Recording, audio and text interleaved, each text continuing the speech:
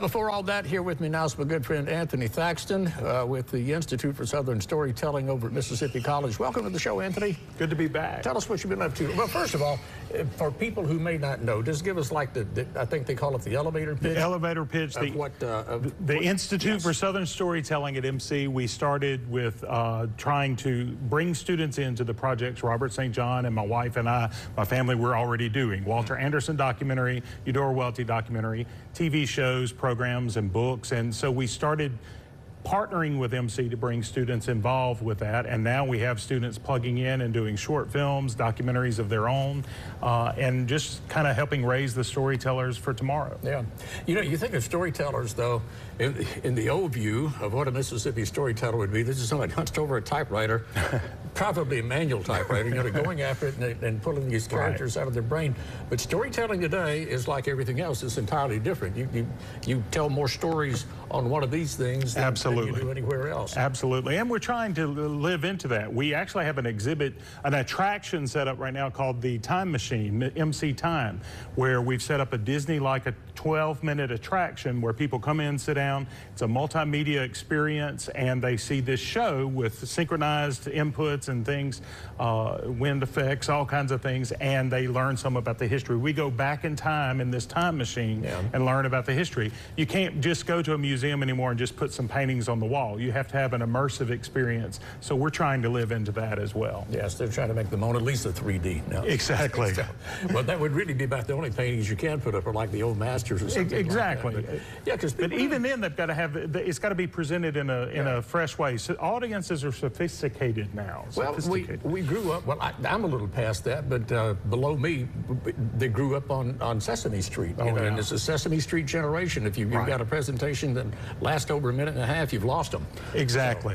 So. And that's what I grew up on. But today, you know, you mentioned some photos. Oh, yeah. We are doing a bicentennial display that we're working on at Mississippi College, and it will launch in January. So they've given us a building to set up a museum display. So because of that, we started doing some research, and we found that in 1953, Mississippi College partnered with JTV. JTV was the first television station on the air in the state of Mississippi, partnered with JTV.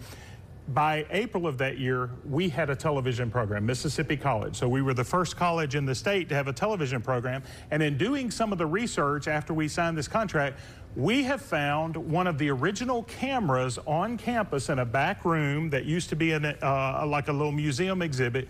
We have cleaned this camera up, and this is Cameron and some of our students helping do this. And you see the Channel 12 on the side. On Friday afternoons, Mississippi College was the first college to have anything to do with television in Mississippi.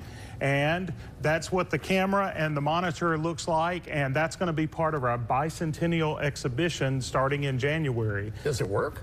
I don't think it works, but we're going to do some little magic and do some little, make it look like it's working. Yes, the old things we were talking about with the Mona Lisa. Yeah, kind of jazz it up. Jazz it up, where when you stand in front of it, you see yourself on a black and white monitor. Oh, that's great. It's going to be fun. That'll be fun.